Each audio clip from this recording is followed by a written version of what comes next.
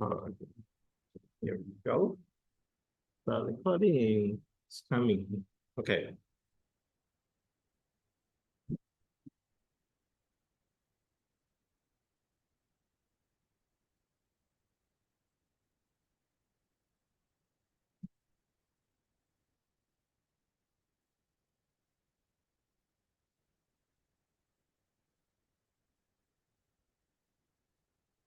All right.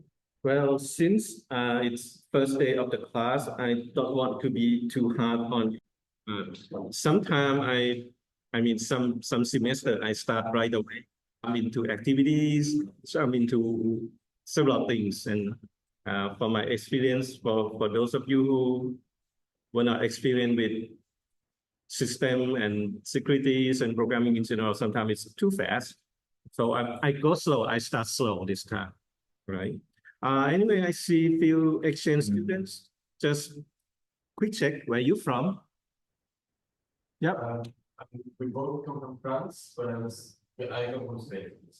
You from Spain? Yeah. But you went to school in France, so you came here. Okay. And you're from? Say that again. Tunisia. Okay. And anybody else? Yeah. France. France? Okay. I cannot speak French anyway. I cannot speak, I don't know, Tunisia. I cannot.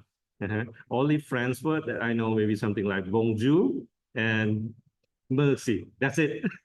All right. So if you have trouble with my English or whatever, just let me know. Okay. But anyway, I went to school in United States. That's about more than 20 years ago.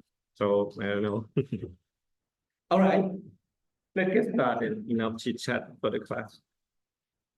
So this class is actually the name of this class is System Securities. But I also teach computer securities and several security related class in my department, which is computer engineering. So some materials share between several class, but some material would be dedicated to your class. So this is the introduction one. So basically it's the same materials. So I start with something simple. Why or what is the reason that you join this class? Okay, let's start with this one.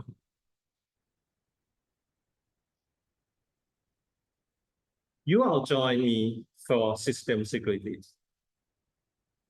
Okay, I would guess that you have some background in computers, information securities, or whatever, or programming. Yeah, at least, or else you would not be here today. Just quick check, actually. I got few words in. Any words that, I don't know, sound like Martian words, something that you have no idea what it is.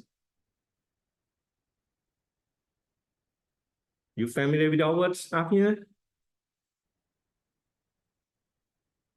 Some words that you have no idea what it is. Do we have that? You know all of them? Okay, then quick question. What is the botnet? You know that? No idea? No, okay. How about, let's try easy one then. This one, pitching. Familiar with the term? Okay, maybe you have heard of it. How about this? Farming. A little difficult, maybe. Anyway, what I'm trying to say is that even though you are students in IT, in computer engineers, in computer science, whatever, every time that I start the class, I show this slide. Some of you would have no idea. Oh, Professor, what is this? I have no idea. Professor, what is this? I never heard of it before.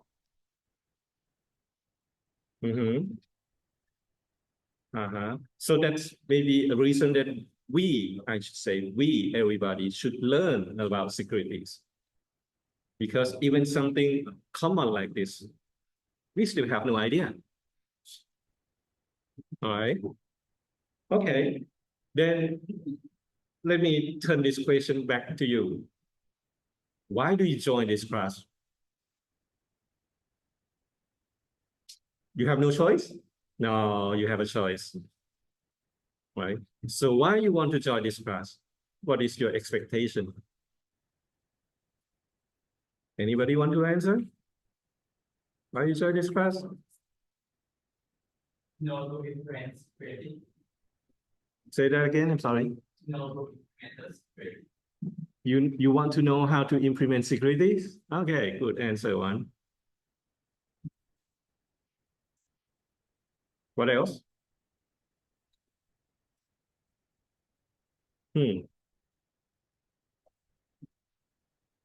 Okay, never mind. So if you ask me, I would say the more we open to the computer system, the more we vulnerable to all kinds of attacks.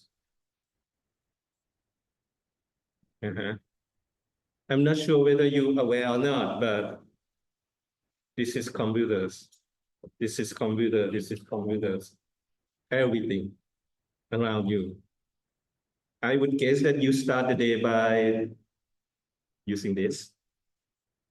I would guess that you buy your lunch using this, right? At least in Thailand, now we more like cashless society. You always scan for the QR code payment. And we have all kind of spam, all kind of fraud, spyware, ransomware, sort of things every day. And in case you don't know, recently, like last year, by the end of last year, we have a case of cyber attack that shut down airport, shut down several airlines for several hours, just recently, right? And nowadays, the attack is more like organized crime. Some attack actually backed by, oops, okay.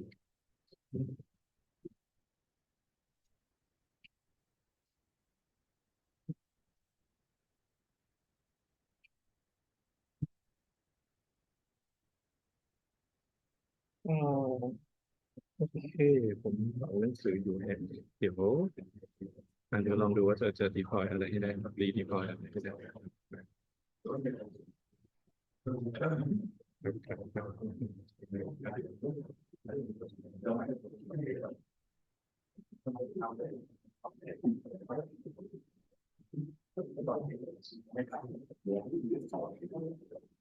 แจ็ค you what you cannot enroll to the course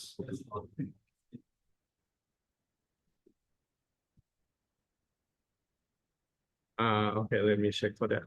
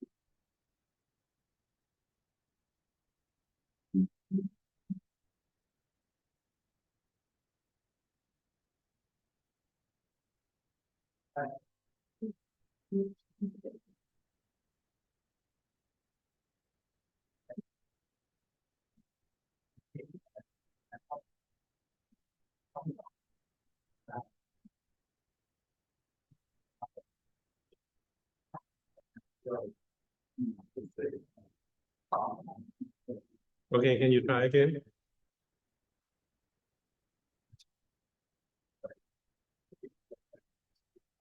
Oh.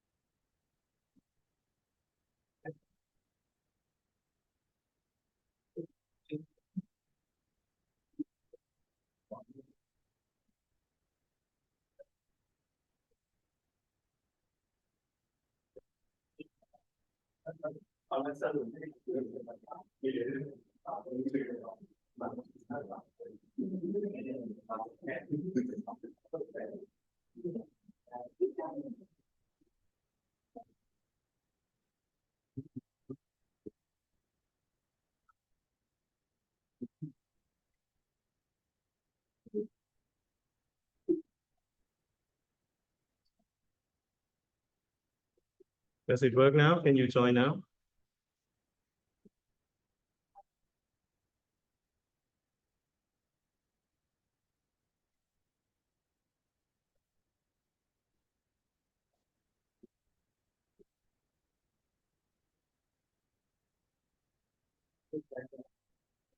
Hmm? You cannot join? Okay, we handle that later maybe. Mhm. Okay, let me get back to our lectures.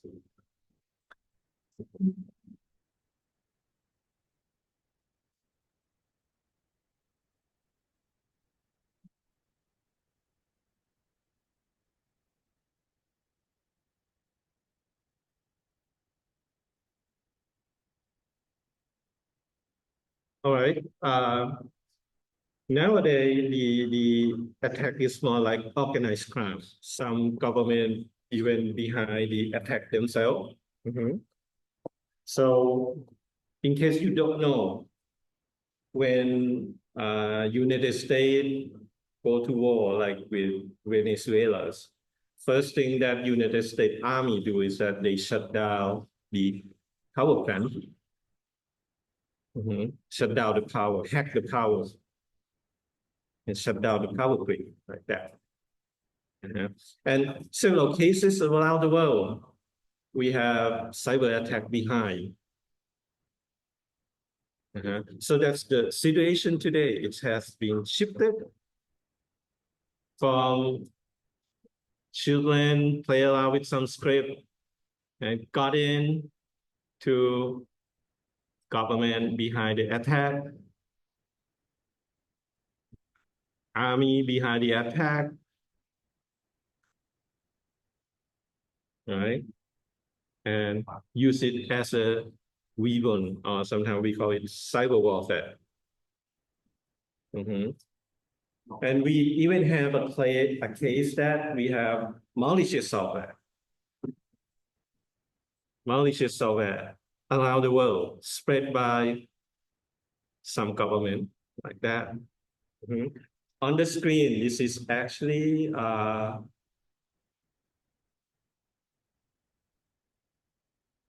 what is it called?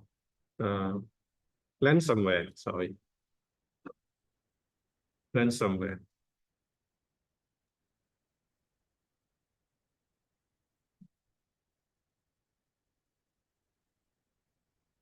Okay, what is ransomware? Well, bad guy put some bot into your computer, and that bot use cryptography, use some kind of encryption to encrypt your data, and ask you to pay something in exchange for your data. So in the past, we use encryption to preserve, to protect your data. But nowadays, they use encryption against you, right? Rather than protect your data, they capture your data and use it as a weapon against you. Hey, pay me, or else you cannot get your data back.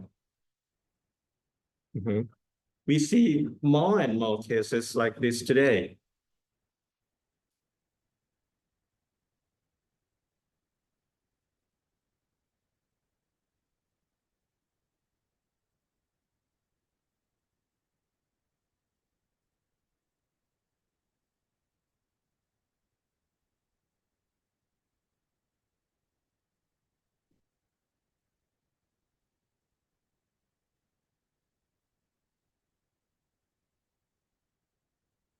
Okay.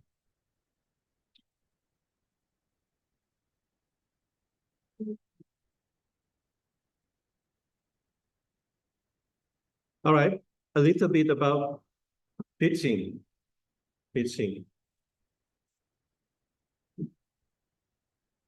So what is pitching?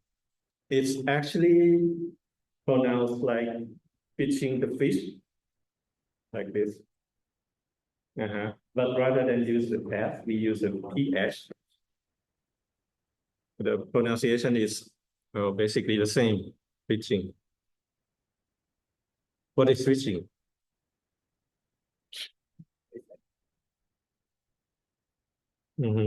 Well, usually we see phishing email, but it doesn't have to be an email. They may call you and claim to be like system administrative of the university IT, saying that your account is in trouble, tell me the password and I fix it for you, something like that. It can be anything, but the point is they fool you to give the information that the bad guy wants. I may call you in the middle of the night and say, hey, I'm your professor, and can you give me your password? I have to fix the account for you, or else you cannot submit your assignment, something like that. And you would be in kind of panic and say, oh, professor, get the password and fix it for me. Something like that. But you personally say the information, give up the information. So that's teaching in general. So this is several years ago I got an IM from one professor. Actually, not the professor. It's the bad guy fool me that he or she is a professor. And say, hey, I just went on vacation. Can you You want to see the pictures? Here you go. Again, this is before Facebook. Back then, the best way to share photos is through Yahoo Photos. So I click the link and it asks me for the Yahoo ID.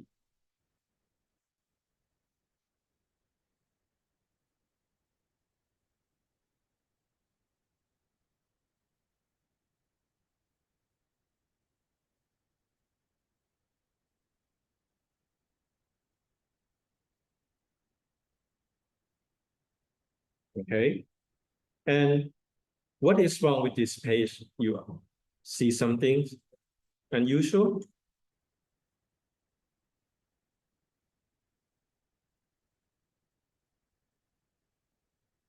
You see something unusual on this page? Well, this is not Yahoo.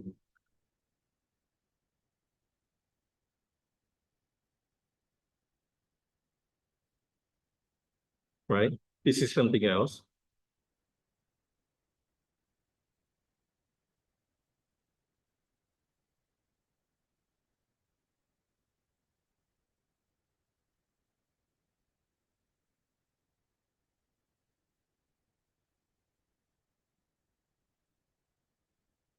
Right? But again, not many people see that and type in the Yahoo ID. Well, back then I saw this page and I say, oh, this is not Yahoo. So I see the source code of this web page. I mean, right click and view source like that. And I see that, oh, if I type in my username and password, the script would set my username and password to some Gmail account. Again, this is 20 years ago and Gmail was still like beta back then. So what I did, I went to Google and report abuse, say that, hey, this is the page, this is the associated Gmail account. It's used for phishing. Okay. And few hours later, Google sent me an email and say, hey, we have shut down this account for you. So I saved a bunch of guys, maybe. But again, how many people spot that? And how many people has been victim?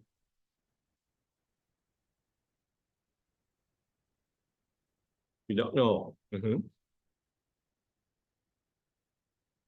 Well, this information is quite old, but it's valid because I got this information from an FBI guy who came to give me a lectures 20 years ago.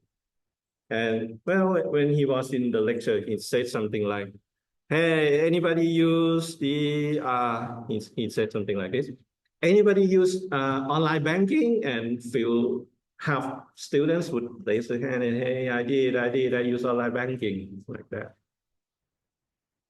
And he would ask, do you happen to know every bank, most bank got hacked every few weeks? And the bank themselves would prefer to stay silent. Why? A bank got hacked by a bad guy and the bank say nothing. Why the bank would want to do that?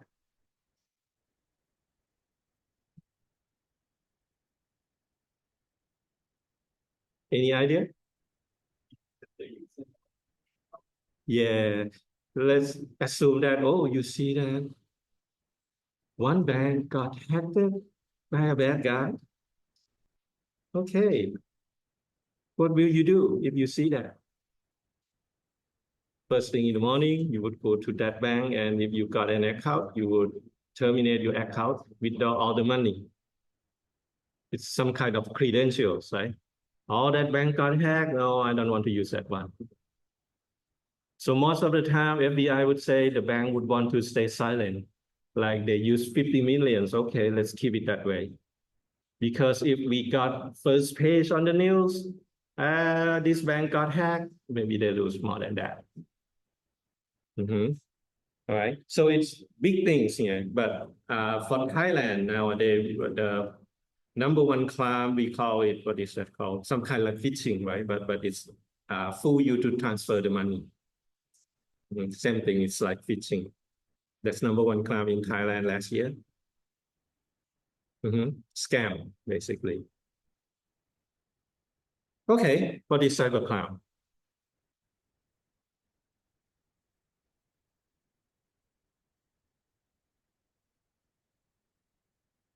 What is cybercrime?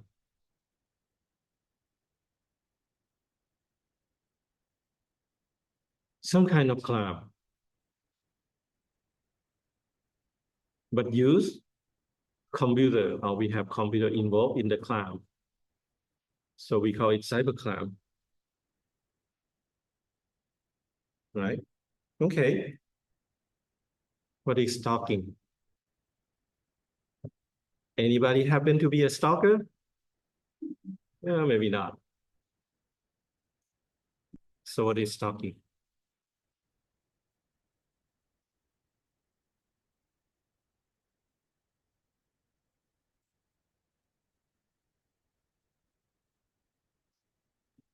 What is stalking? When we say stalking, what does it mean?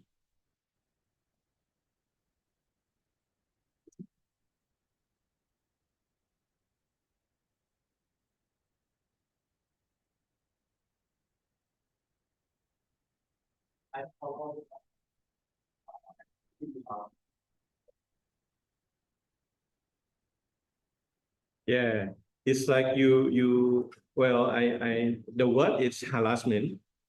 The word is harassment, but it's like you try to follow someone in a way that the person that being followed feel insecure. In a bad way, anyway. Right? She dropped something, that bad guy would pick up, would steal her underwear at home, something like that. In a way that the person being followed feel insecure. That's stalker. So what is cyber stalking then? Follow, but follow online. This girl posts something on Twitter. Well, it's X now, right? Post something on X, post something on Facebook. This person would go and make a bad comment, for example.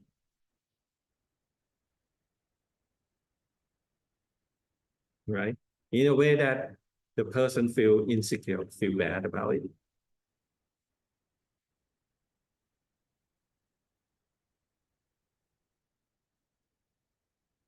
Fraud, well, you know fraud.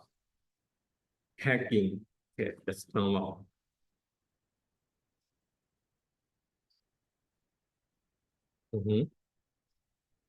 How about social engineering? Ever heard of this word?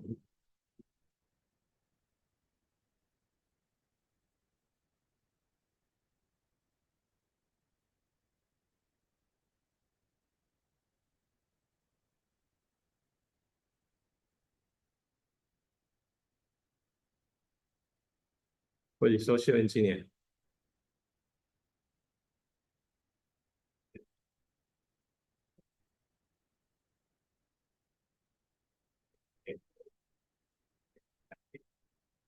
Uh, so it's actually something like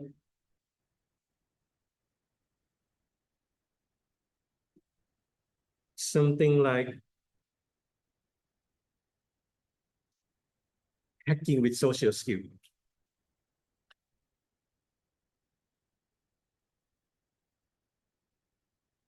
What is hacking with social skill then?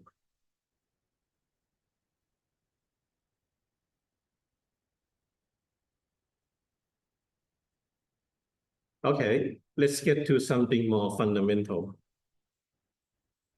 Most of the time, people would use password like something that's close to you. I don't know, maybe your birthday,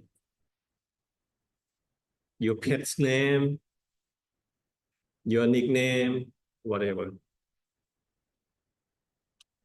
So the more we know about you, the more we can hack you. What does it mean then? For example, if you know that, oh, I usually write my password on the back of my cell phone, for example. If you want to hack me, you might borrow my cell phone and you see, oh, this is my password, for example. Or you learn that, oh, I went to school somewhere.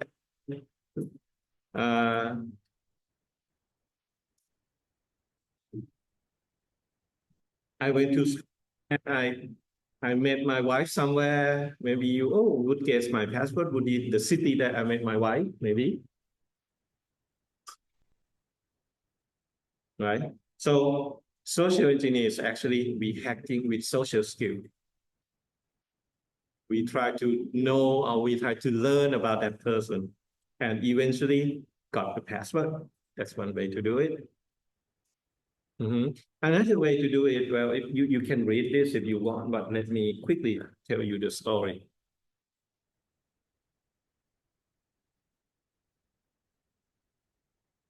It's like this.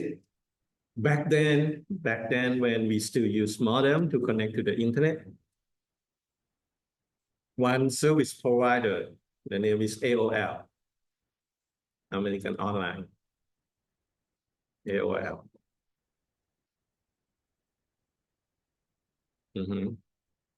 So this guy say he want to hack AOL. So what he did is that he made a phone call. He made a phone call to AOL and said, "Hey AOL, you have bad service. Difficult to connect. Once I connect, it's quite slow." And complain about the service basically.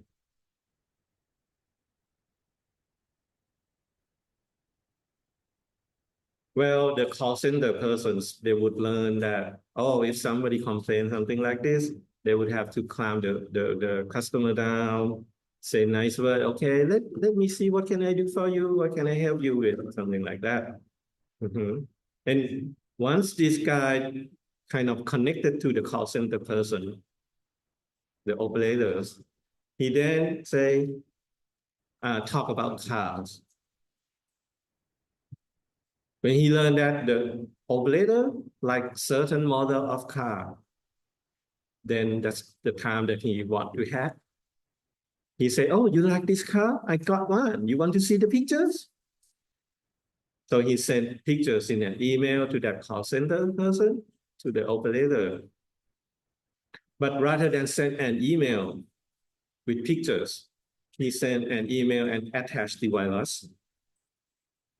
And the call center person would shut down the firewalls, turn off the spam filters to make sure that she got an email. Once she got an email, she clicked on the email, the virus kind of spread around AOL, and AOL was shut down for a day.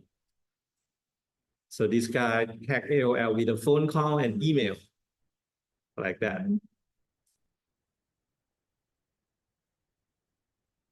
That's just some kind of social engineer. Okay. And we have several cases like this. You might see from some movie. Like we got a movie, I cannot remember the name, something like Catch Me If You Can or something like that. That's social engineer, basically.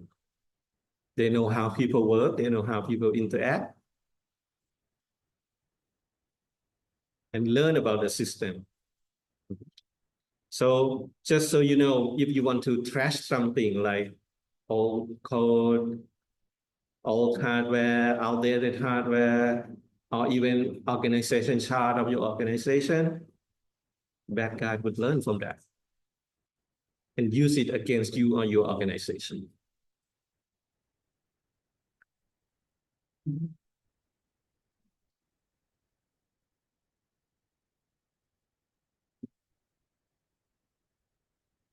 Okay. Well, I put up this slide so that you see something about the silliness. It's like this. In 1985, in 2001, and in 2004, these persons do similar things. What they did is that maybe on a web page or on a website or whatever, they post bad word about a person. But back in 1985, back then, digital evidence doesn't count as evidence. So if you got a nude pictures, no, that doesn't count. You got an email, no, that doesn't count. You cannot use it against anybody in the court. It doesn't work. But in 2004, just say bad word in an email or on a website, well, it's enough, go to jail. And have to pay big money, big fine. And in case you don't know, in Thailand nowadays, it's like this. If you borrow my phone and you send message from my phone, use my phone number to send text message, say bad word about somebody. When the police come back, police go after me and say, this is my phone. Even though I didn't send that text message, it's my responsible.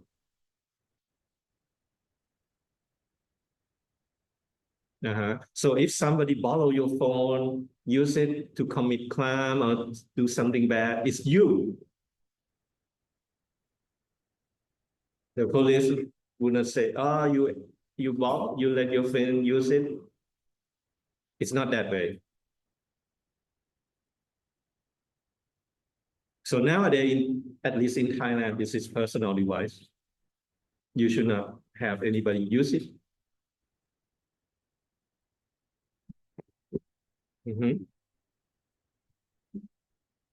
Okay, I just say this anyway.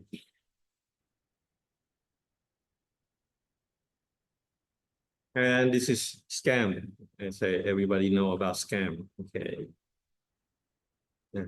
Okay, a little bit about botnet.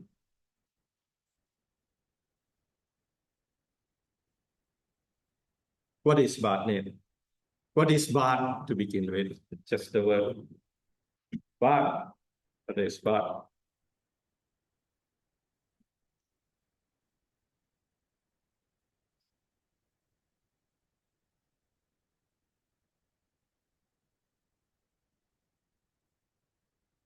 What is bot? Well, this is basically mean a computer that somebody else can control it. Like if your computer can be controlled by somebody remotely, bad guy, we call this a bot. And we call it botnet when it is a network of bot. Well, believe it or not, this is business, $1 million business. How come this is a business? Okay, let me ask you this. Let's say you happen to be an owner of a botnet, meaning from your keyboard, you can control maybe thousands of computers.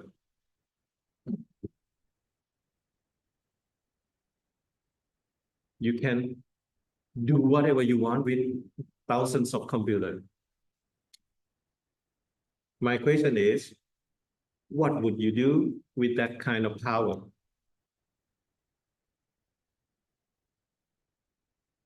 If from your hand, you can control 10,000 computers, what would you do with that kind of power?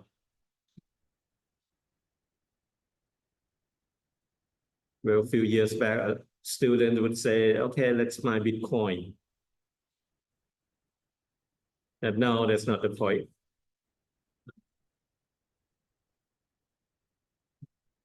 What would you do if you have 10,000 computers that you can control? You can ask it to run whatever you want.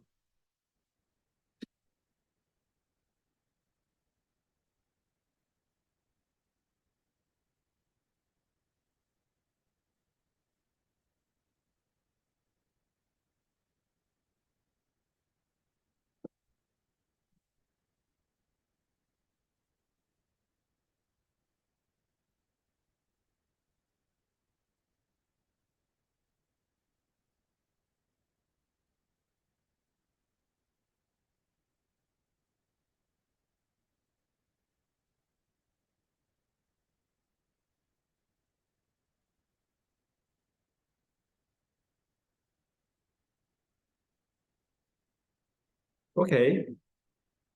What the bad guy do with 10,000 computer?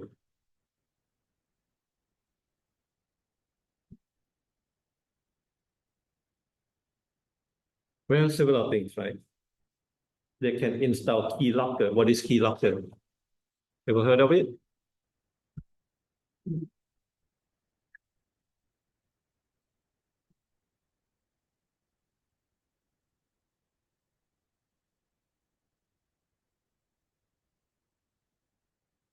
Keylogger is, it can be either hardware or software, but in this case, it would be software that record your keystroke.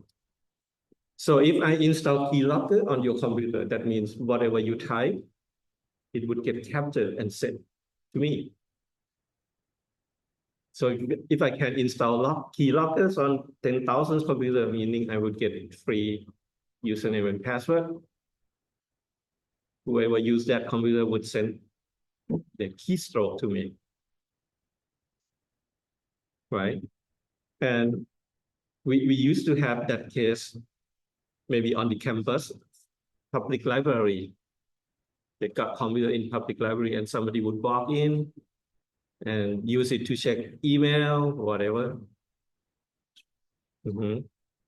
Without aware that computer happened to be a bot with keylogger. So that's several years ago anyway. What else? What will the bad guy do?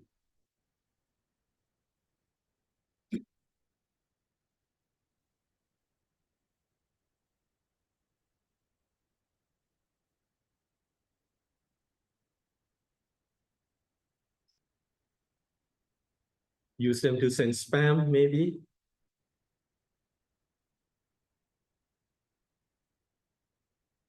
Post the malicious software. Anyway, the word was with Z at the end, meaning private software, malicious software. If I want to do something illegal, why use my own machine? Use somebody else. And the part that I say $1 million business is DDoS. You can pay hackers, aka botnet owner, to send distributed denial of service to a website, to a specific server.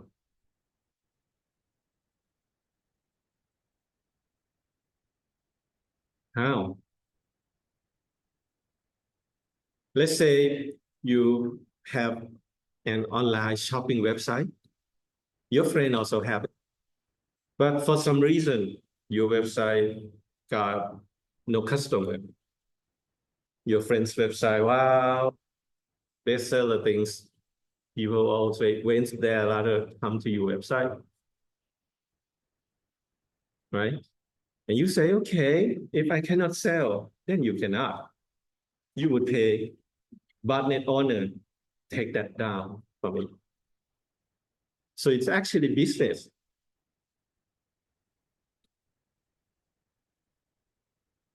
It's cybercrime business, $1 million business.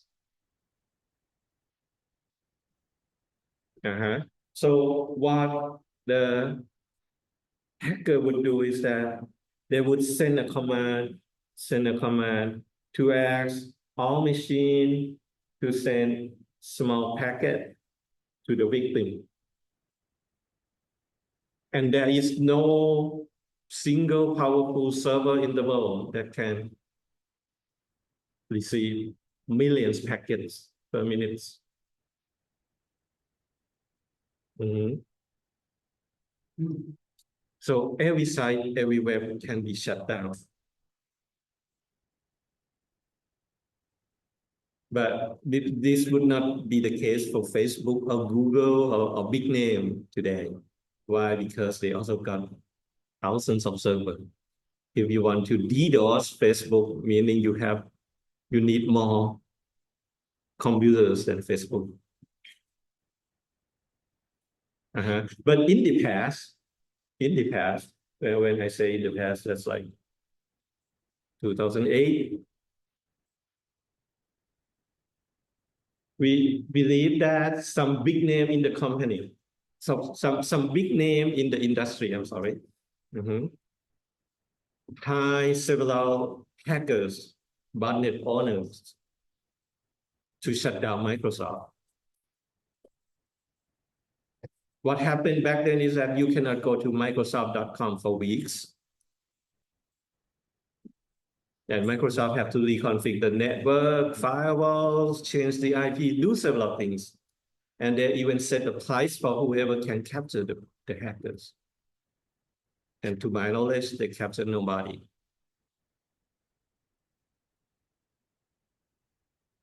No hard evidence, of course, so we don't know who did that. But the fact that we see is that whenever you try Microsoft.com, now no response for weeks.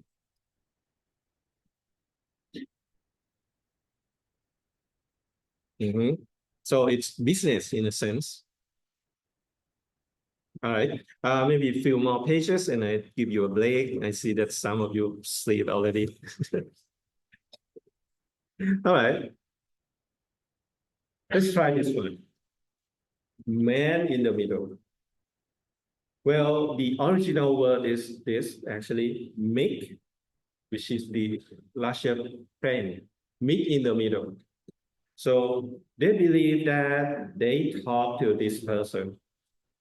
But what happened is that the Russia is in the middle and relay it and send it here. So the Russia hear everything. So it's like this. I believe that I talk to your friend in the back and I say, hello. You would relay my word and tell your friend hello. Your friend says something, you hear that, you say it back to me. What I'm thinking is that I'm talking to your friend in the back, but you happen to hear everything. So this is one common type of attack because from your computer to the endpoint, several computers in the middle. So like this is one cases, like if you want to go to adult site like playboy.com, something like that. At least in United States, you have to prove that you are 18 years old or older. One way to prove it, you would use your credit card. What happened is that you just show that, prove that you've got a credit card. That means you are 18 years old or older. But the proper way to do it is that you talk to the website and you say the bank, hey, tell this guy that I got a credit card. That's the proper way to do it. But what happened is that you say, hey, I got a credit card, then they get the money from your account and put it back. For example. So this is one common type of attack. Man in the middle. Okay. So anyway, what I'm saying for about an hour is that crimes, cyber threat is around you.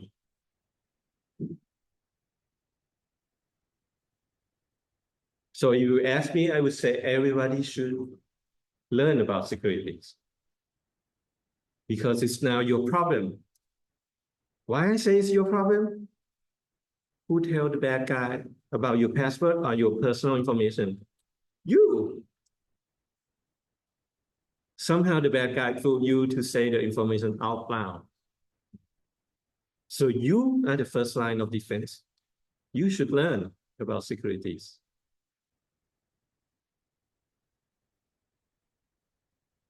Okay. All right.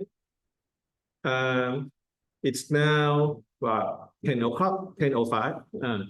What is the time on that? Or 3 or 4. Okay. 10:04. I give you 15 minutes break and we would come back with about 10 or no more than 15 slides. But my point is after this, today, we want to answer this question before we go home. What is securities? All right. Okay. 15-minute breaks, please. Refresh yourself a little bit. It's first day of class. Wake up. Okay. Okay. Let's say for some reason, Singapore declare war with Thailand, which is unlikely, but let's say that happened for the moment. If Singapore want to get to Bangkok, the easiest way is capture a train, load army, load trucks, load tanks, whatever on the train, and directly we get to Bangkok, right? That's the easiest way for our neighbors to invade our country. Capture a train, put everything that we want on that train, we get to the capital. So for military, whenever we got train, we need roads so that every few kilometers we can block the track, stop the train. The byproduct that we got is that bad traffic today. But it's actually military strategy. We must find a way to stop a train if we have to. Same thing for your computer. How can we make sure that not anybody that got the password can do whatever they want with your computer or with your system or with the whole university system? We need several layers of protection. Password, firewalls, whatever.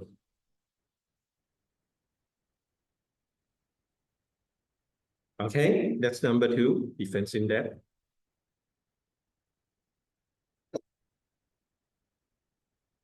All right. Number 3, secure failure.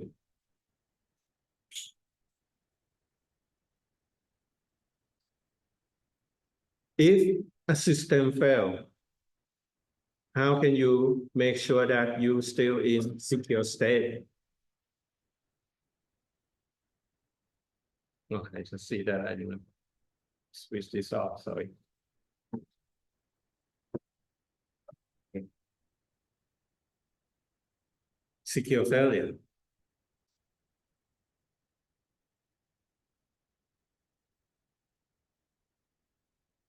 What is secure failure?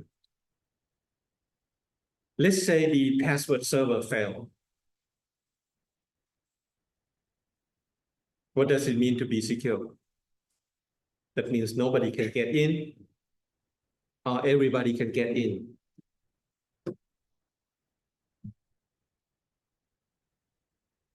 Okay, you got the idea. Okay, let me ask you one difficult question. Well, maybe if you understand it, you understand what I mean anyway. Okay, let's assume that our building is now a smart building. We got electronic key or electronic access control to every door, every gate. Okay, let's say the building is on fire, for example. So we should unlock every single doors, every single gates, or lock them all. Well, this is a difficult question because, again, what does it mean to be secure in this sense?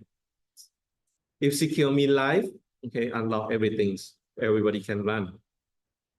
If secure means secure the property, we lock everything, nobody can get in, nobody can get out. But that means definition of security vary from situations to situations. Okay. All right. That's secure failure. Okay, this is number 3. Number 4. Secure the weakest link.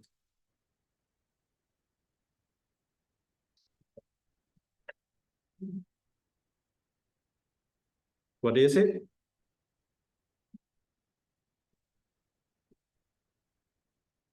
Okay, let me give you a specific example. Let's say you secure the door to this classroom. How about the windows? If you didn't secure the windows, why bad guy would worry coming to the door? Just get through the windows, which is easier.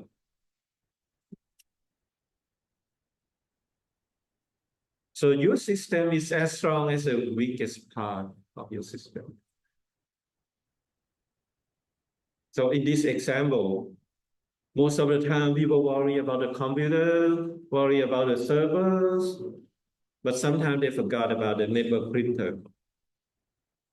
So there was a case that bad guy hacked the printer, which basically an embedded Linux system, hack the printer and use the printer to hack your computer.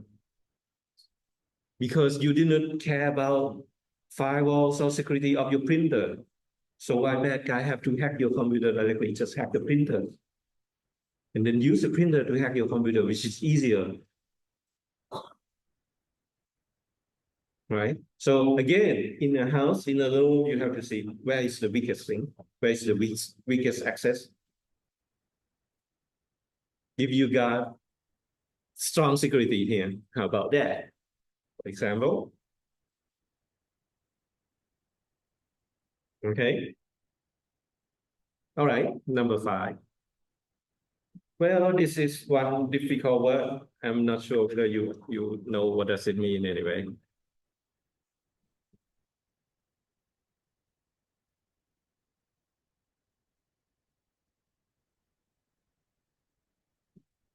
Well, the word means you try to partition the system. Should something bad happen, it stay in that container, something like that. Compartment. Let me give you physical example of this. Okay, let's say you go to the fireworks factory. You know fireworks, right? Fireworks factory.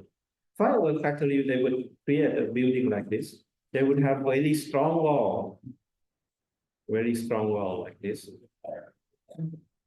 And light, ceiling, or maybe no roof at all. No ceiling, no roof at all.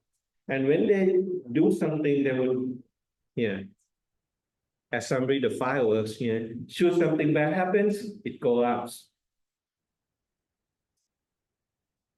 So should something bad happen, it contained in that one single room, not every room, not the whole factory. Can you do that? Like, oh, I got new software. You want to try it on your computer? Or should try it on some computer without network connection? Should something bad happen, it's just that one computer, not the whole system, for example. Okay, that's number 5, compartment. Okay, number 6.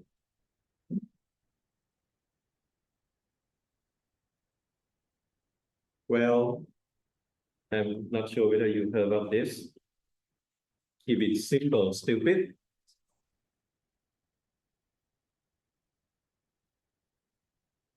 Keep it simple. Because when we have a problem, we see the problem right away.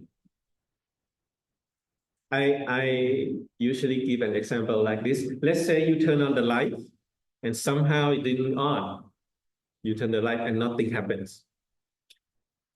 Okay? If you open the ceiling and you say you see spaghetti of tables wise from the light to the switch, and I ask you, where is the problem? Oh, that would be difficult. But if you turn on the light, nothing happened, you open the ceiling, you see only one line of cable, Oh, that one is broken, just one. So keep it simple and you see the problem right away. And the slide give an example of Microsoft product, which is that bad example anyway. At least in the past, Microsoft product is really bad, difficult to find the problem. Okay.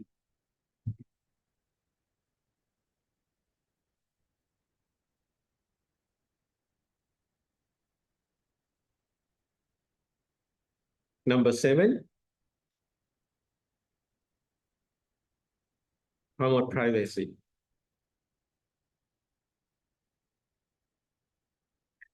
Well, a little specific examples here. I would say your generations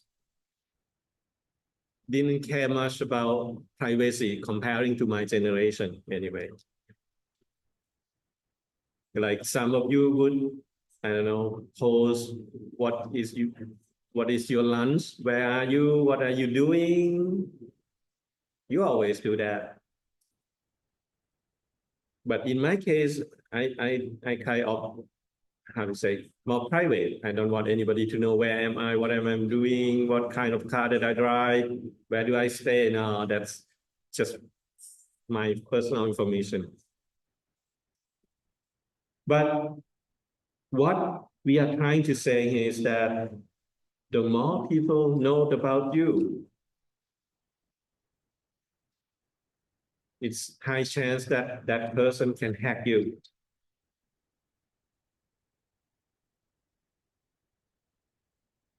Your friend know your birthday or not?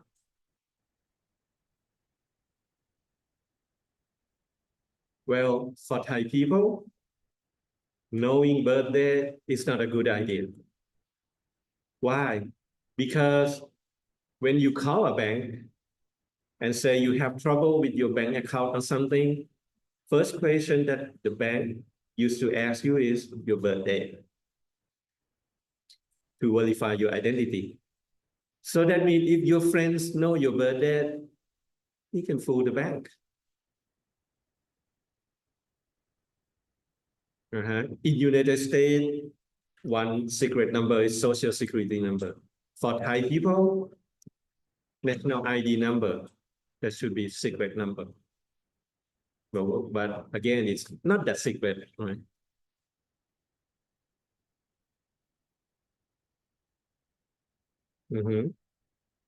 So I don't know if somebody asks you for your password in exchange for, I don't know, cake, great.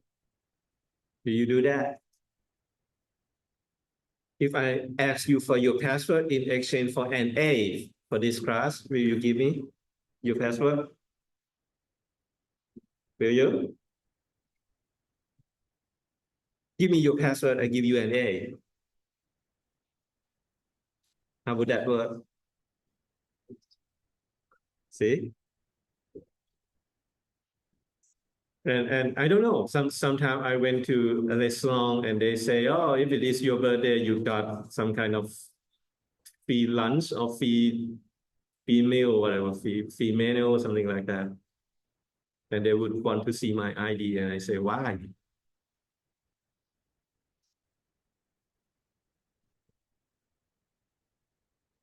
All right. Number 8, again, when we got to number 10, we would go back to our first question. What is security? Number 8, it is hard to hide secrets.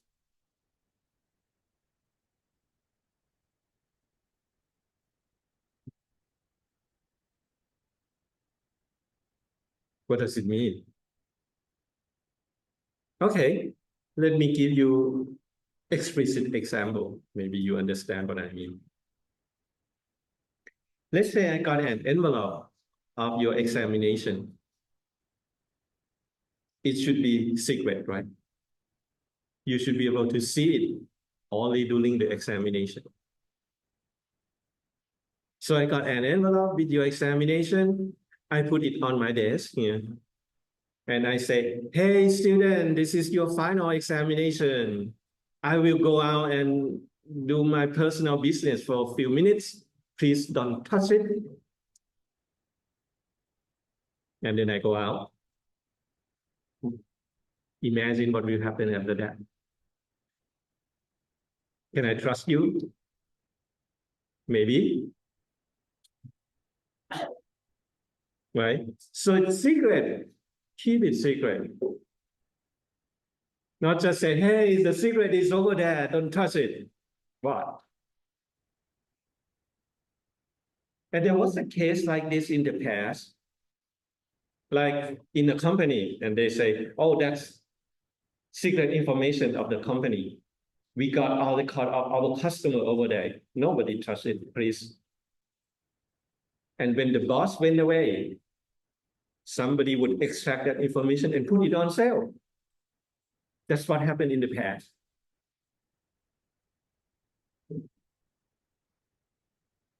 Right?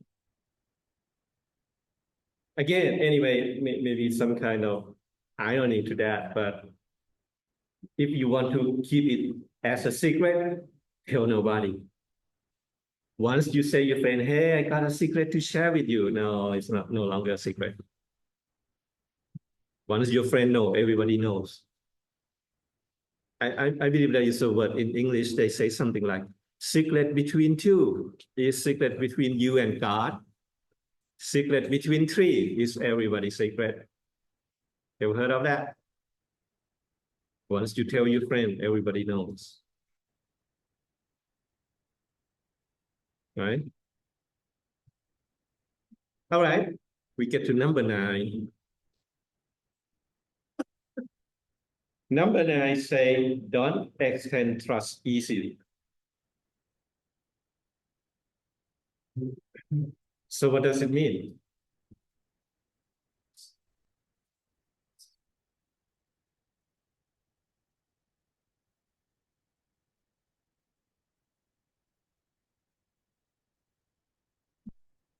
Let me give you an example in this case then. Well, in United States, let's say this is United States, okay? The country is so big and they have different time zones. Like this is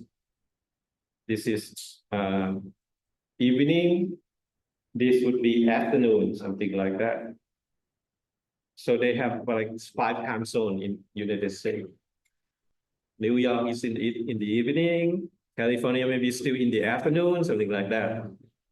So what happened is that if you have a power plant here, it would sometimes put more load to the east and sometimes put more load to the west because people use more electricity in the evening when they come home, have dinner, watch TV, play games. That's the peak time that people use electricity at home.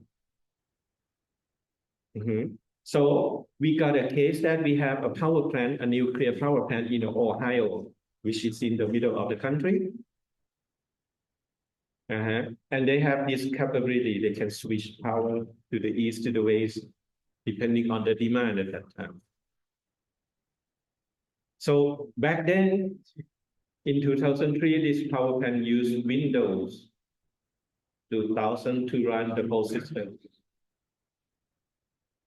Don't ask me why. They just use Windows. But they got isolated network. Nobody can use USB drive, no CD, no floppy, no internet connection. So technically speaking, it should be fine. But they allow a contractor to use modem, make a phone call, and switch the power. That's the channel that the worms get in from 56K modem back then. So once the worm get in, the worm overload the database server. And for the safety policy, the power plant just shut down. So related to trust, I trust you, to connect to my network. Is that a good idea? No. Right? It should be isolated, then why let somebody get in?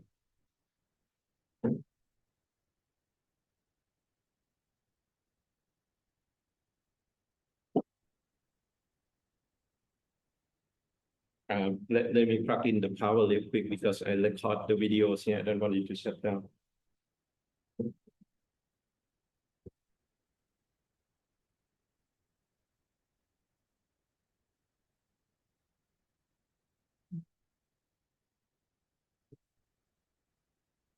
All right, sorry.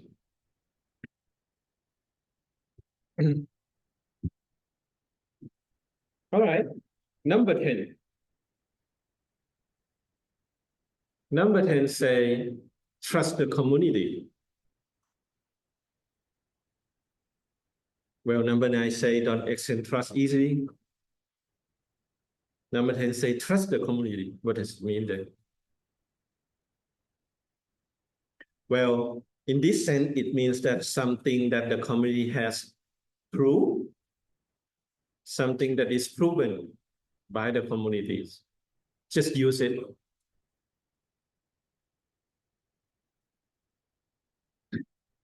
Okay, let me give you a specific example. Let's say you are now students in cryptography class, and you say, oh, I don't want to use any encryption standard. I would create my own. Is that a good idea? No. Why? Because the encryption standard that people use has been jeopardized, tested by thousands of people.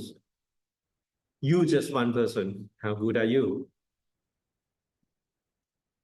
Can you just one person make perfect encryption comparing to thousands of people that help make a standard? Not a good idea, right? Again, engineering student, will you build your own car? No, not a good idea.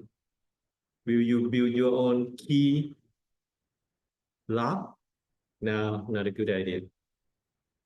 So something that people has proved, just use it. Okay, so we got number 10 already. Let me quickly review that. Don't trust the community, don't extend trust easily. It's hard to hide secret, promote privacy, simplicity, compartmentalization, secure the weakest link, secure failure, defense in depth, and least privilege. They say if you do these 10 things, we get security. So what is security?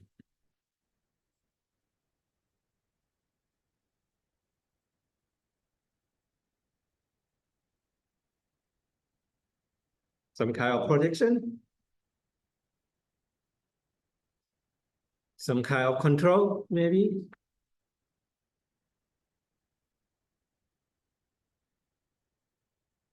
Again, it's still difficult to answer, right? But we know that 10 things that we just talk about, okay, that somehow related to securities. So what is security?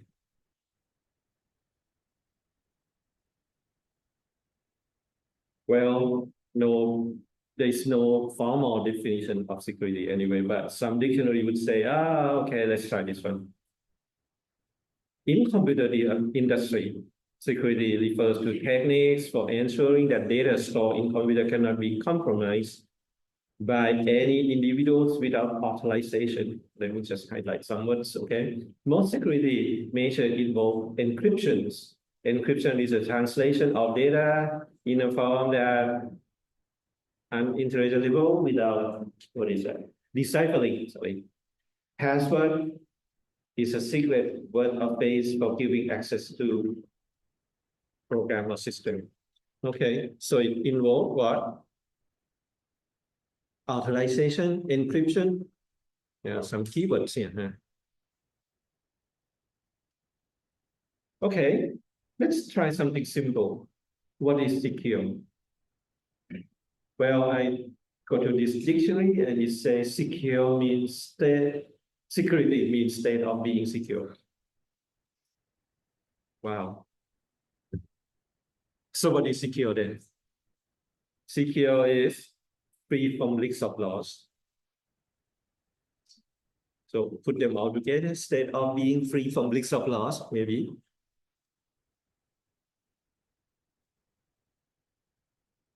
Well, believe it or not, when you buy insurance, the insurance company call themselves security company.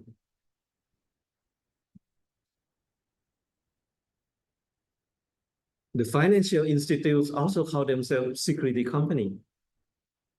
Of course, to be specific, they call themselves financial security. So what is security in a sense? Or what is computer security?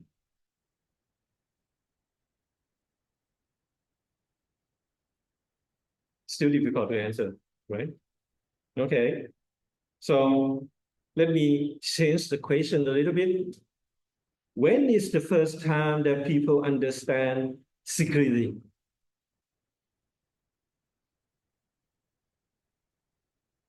So I dig around a little bit and I found these pictures actually in the museum. Okay, let me do some drawing here. This is the key, actually. And when you push it down, the three knob would go up, basically unlock the door. And it has been evolved to this and eventually to this. Look familiar? The doorknob that you use nowadays. It's actually evolved from this 4,000 years old Egyptian block.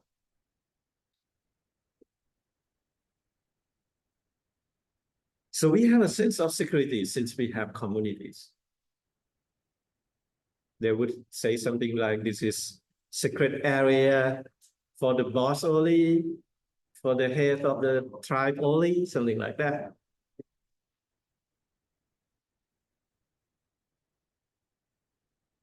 So in a sense, it's some kind of protection, it's some kind of control, it's some kind of stability.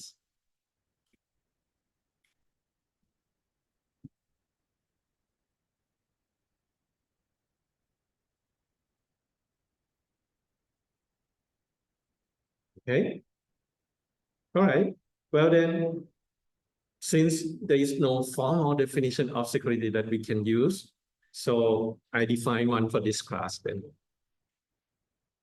So security, in our sense, it is the protection of resources from being accessed by unauthorized person at a time, at a particular time. Or you can say it like, if you can control who can do what and when in your system, then we say we have security.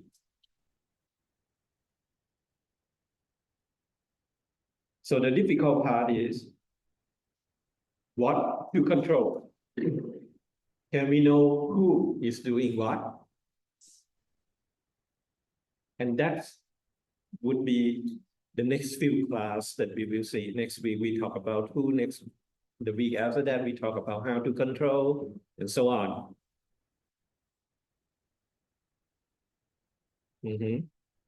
All right. Again, I will have about 15 weeks with you, so I cannot teach you everything about security. So my goal, simple goal, make you skeptical. If you start asking questions, why? Really? Then I'm okay. Somebody asks you for student ID and you ask, why? Okay, that makes sense. Somebody want to see your student IDs, your national IDs, or your passport, and you ask, why you need my passport? Then it makes sense now. Okay. And if you want a book, we got few recommended book. On the left-hand side, it's for free.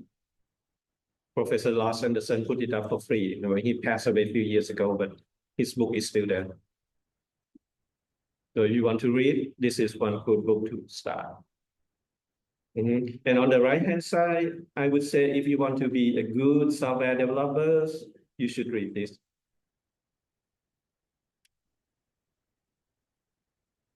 Okay, and I will have more lecture notes provided for you. And this is the tentative schedules. Starting next week, we would have activity. The format would be like this. I give you a lectures about 1 hour or no more than 2 hours. And the last hours, we're gonna do activity. If you cannot finish it in class, then take it home. You have about 1 week to submit it back, like that. So starting next week, if you have a laptop, bring it with you.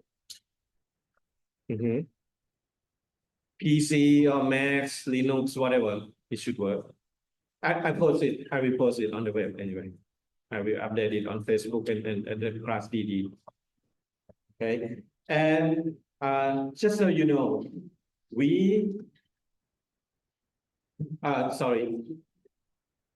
to get grade for your activities, it will be like this. You submit your activity. Once submitted, you also have to grade your friend at least 3 groups, 3 persons. So you submit your own activity, you grade 3 persons. Okay, that means your activity will grade by your friends. Of course, I also grade you. Okay. I will also grade you, but your friend also grade you. So make sure that you write activity in a way that your friend can understand, your colleague can understand. Okay, why did I do this? Because in the past, I used to grade it myself. I used to grade your activities, your assignments by myself. And I learned that, well, if you do something good, it's only me, one person that know that you did something good. But the point is, to learn about security, you should also see what others is doing. So I also want to see how your friends do the assignments. I would have criteria, the rubrics on how to grade your friends provided for each activity. So not only that you have to submit your activity, you also have to grade your friend within the time to get grade for that activity. Okay, this is how it works for this class. So it's kind of collaboration in a sense. I teach you, you do activity, I grade you, you grade your friends. All right. All right, so I think that's it for today. Any questions so far?